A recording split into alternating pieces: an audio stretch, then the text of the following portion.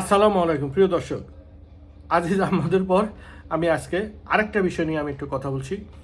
মানুষের বিবেক, কর্মকর্তারা যে আসলে মানুষকে, গ্রামের মানুষ বলেন, বিভিন্নভাবে বলেন, তারা যে আমলারা, তারা যে ওভারঅল, তারা যে লাগামহীন, সেটি কিন্তু একটি জ্বলন্ত প্রমাণ। গতকাল বগুড়াতে কিন্তু সেটি ঘটে গিয়েছে। সেই বিষয়টা কি আপনারা ভালো করে দেখবেন। ক্ষমতা যে মানুষকে অন্ধ করে ফেলে, ক্ষমতা যে মানুষকে কুক্ষিগত করে ফেলে, সেটি কিন্তু আসলে বলার অপেক্ষা রাখে না। যে এই অবস্থানটুকু বর্তমানে চলছে বাংলাদেশে, এর থেকে নিস্তারের কি আছে আমি জানি না। একমাত্র সরকারও জানেন, একমাত্র উপর আল্লাহই জানেন। যে যেখানে যে অবস্থায় পারছে আমলার, সেখানে তারা কিন্তু তাদের লাগামহীনভাবে চলাফেরা করে যাচ্ছে। একটা নির্বাচন আজকে সেটা চলছে। এই নির্বাচন উপলক্ষে এলাকার হয়তো মহল্লার উৎসাহী যে কিছু মানুষ একসাথে বসে একটা পিকনিকের আয়োজন করেছে। তারা 1 পোয়া চাউল, মানে যারা অংশগ্রহণ করছে 60 থেকে 70 জন, 1 পোয়া চাউল করে তারা প্রতিটা ব্যক্তি দিয়েছেন, এবং সেই সাথে 50 টাকা করেও তারা চাঁদা দিয়ে একটা পিকনিকের আয়োজন করেছেন। ঠিক এই 60 থেকে 70 জন মানুষ যখন একটা জায়গায় জড়ো হবে, একটা পাশাপাশি, কেউ না কেউ একটা নজর সেখানে পড়বেই।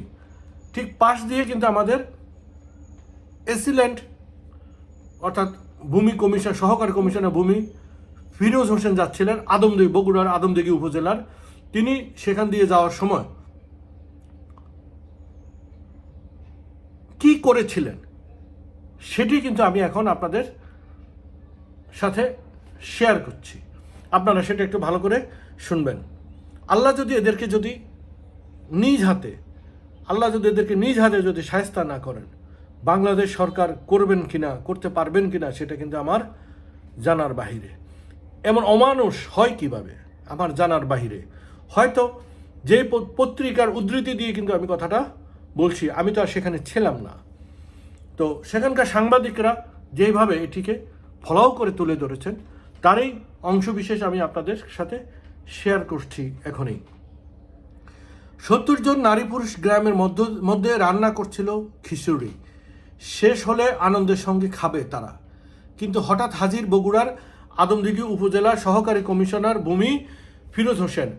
এরপর রান্না করা খাবারের মধ্যে দেয়া হয় আবর্জনা। অভিযোগে এসিল্যান্ড ফিরোজ হোসেনের নির্দেশে তার গাড়ির চালক হজরত আলী রান্না করা খিচুড়ির মধ্যে ছাগলের বিষ্ঠা সহ বিভিন্ন ময়লা আবর্জনা ছিটিয়ে দেয়। ঘটনাটি গত রোববার 19 মে মধ্যরাতে উপজেলা সদর ইউনিয়নের কেশরত গ্রামে এই ঘটনাটা ঘটে। ঘটনা মিশ্র প্রতিক্রিয়া দেখা দিয়েছে এলাকার জনমনে। আজকে হলো মঙ্গলবার, গত সোমবার, গত পরশুদিন এই ঘটনাটি ঘটেছে। আর এটা ফলাও করে বিভিন্ন পত্রপত্রিকায় আজকে সেটি প্রকাশিত হয়েছে। আর তারই সূত্র ধরে আমি আপনাদের সাথে এই কয়েকটা কথা আমি বললাম। এখন আপনারা দেখেন, আমি আরও কিছু জানাচ্ছি। সেটি হলো, আদমদিঘিতে 6ষ্ঠ উপজেলা পরিষদ 2য় ধাপের নির্বাচন 21 মে অনুষ্ঠিত হবে, অর্থাৎ আজকে যেটা হচ্ছে। নির্বাচন উপলক্ষে আচরণবিধি বিষয়ে উপজেলার বিভিন্ন এলাকায় ডিউটি করছিলেন উপজেলা সহকারী কমিশনার ভূমি ফিরোজ হোসেন। রোববার রাতে সদর ইউনিয়নের কেশরত গ্রামে প্রায় শতাধিক নারী পুরুষ মিলে পিকনিকের আয়োজন করেন। সেখানে আনারস প্রতীকের সমর্থক একই এলাকার সাধারণ ভোটারগণ একত্রিত হয়ে খিচুড়ি পাক করছিলেন খাওয়ার জন্য। দেখেন, নির্বাচনের যে আচরণবিধি, সেটারও আগে, অর্থাৎ মধ্যরাতে 12টার পরে কিন্তু কেউ প্রচারণা চালাতে পারবেন না, 48 ঘন্টা আগে, তারে আগে কিন্তু এই ঘটনাটি ঘটেছে। এখন জানি না উনি কি হিসাবে, কি নিয়ে, কার কোনো ইন্ধন আছেন কিনা, কাউকে তিনি সমর্থন করেন কিনা, সেটা যদি পরবর্তীতে তদন্ত হয় তখন হয়তো বের হয়ে আসবে। কিন্তু তার এই অমানবিক আচরণটা, এটা কোনোভাবেই গ্রহণযোগ্য নয়। আপনারা গ্রহণ করতে পারলেও আমি যেটুকু পত্রপত্রিকায় দেখেছি সেই হিসেবে আমি গ্রহণ করতে পারি না, তাই আমি এর তীব্র নিন্দা জানাচ্ছি। সহকারী কমিশনার ভূমি ফিরোজ হোসেন রাস্তা দিয়ে যাওয়ার সময় অনেক লোকজন দেখে গাড়ি থামিয়ে তাদের জিজ্ঞাসাবাদ করেন, যেটা আমি আগে বলেছিলাম। তিনি তার সঙ্গে থাকা গাড়ির চালক হজরত আলীকে রাস্তায় আবর্জনা উঠিয়ে খিচুড়ির ডেকজির ভিতরে দেওয়ার জন্য নির্দেশ দেন। এসিল্যান্ডের নির্দেশ পেয়ে ড্রাইভার সঙ্গে সঙ্গে রান্না করা খাবারের মধ্যে বিভিন্ন ময়লা আবর্জনা ছিটিয়ে দেয়। এরপর ক্ষোভে ফেটে পড়েন সেখানে উপস্থিত সকলে। তাদের দাবি, তারা যদি কোনো অন্যায় করে থাকে তাহলে তাদের বিরুদ্ধে আইনগত ব্যবস্থা গ্রহণ করতে পারতেন, এটা আমারও কথা। কিন্তু উনি ধৈর্য হারা হয়ে গিয়েছেন। নিশ্চয়ই এর ভিতরে কোনো কারণ রয়েছে। তিনি কোনো অপেক্ষা করলেন না, তিনি ব্যবস্থা গ্রহণের জন্য সময় নিলেন না, কিন্তু তাৎক্ষণিক এই অমানবিক কাজটি তিনি করলেন, অমানসিক কাজটি যেটা তিনি করেছেন। কিন্তু রান্না করা খাবারের আবর্জনা দেওয়া মোটেও কাম্য নয়। এই ঘটনার সুষ্ঠু বিচার দাবি করেছেন তারা।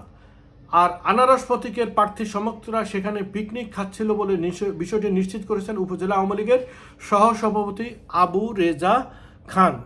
বুঝছেন, এর ভিতরে নিশ্চয়ই যে আমি বলেছি যে কিছু একটা ঘটনা আছে, কেউ ইন্ধন আছে, নাহলে এত বড় ইন্ধন ছাড়া এই কাজটা কিন্তু তিনি করতে পারেন না।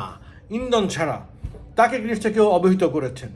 গ্রামের মুখলিসুর রহমান বলেন, 1 পোয়া করে চাল আর 50 টাকা করে চাঁদা দিয়ে আমরা পিকনিকের আয়োজন করি। সেই মোতাবেক খিচুড়ি রান্না শেষে পর্যায়ে হঠাৎই এসিল্যান্ড এসে আমাদের জিজ্ঞেস করে আমরা ভোটের কোন প্রার্থী আমাদের খাওয়াচ্ছে কি না। আচ্ছা, আমরা পিকনিকের চাঁদার তালিকা তাকে দেখানোর পরও তার নির্দেশে প্রথমে জ্বলন্ত চুলাতে পানি ঢেলে দেয়। এরপর রান্না করা খিচুড়ি ডেকজির মধ্যে ছাগলের বিষ্ঠা সহ বিভিন্ন ময়লা আবর্জনা ছিটিয়ে দেয়। তিনি একটু ক্ষোভ নিয়েই বলেন, ওই যে আমি বলছি সত্যিকার অর্থে আমি কিন্তু পুরোটা বলি, আমার একটা ধারণাতে আমি সেটি বলছিলাম। তিনি ক্ষোভ নিয়েই বলেন, একজনের খাবার কিভাবে নষ্ট করে তা আমি আমার জীবনে দেখিনি। এটা খুব অমানবিক কাজ করেছেন তিনি। অর্থাৎ গ্রামের মানুষরা কতটুকু কষ্ট পেয়ে এই কথাগুলো বলছে। একই সুরে আরেক নারী বলেন, আমরা চাঁদা দিয়ে পিকনিকের আয়োজন করে রান্না করছিলাম, কিন্তু খাবারের মধ্যে ময়লা আবর্জনা দেওয়ার আমরা আর খাবার খেতে পারিনি। কতটুকু অমানবিক ভাই। এবার এইটি হলো বাংলাদেশের প্রশাসনের কয়েকটি নমুনার একটা অংশ। এই সুরে কিন্তু খাবারের মধ্যে ময়লা আবর্জনা আমরা খাবার খেতে পারিনি, সারা রাত না খেয়ে থাকতে হয়েছে, হিসেব করে দেখেন হয়েছে। এটা আসলে ঠিক হয়নি।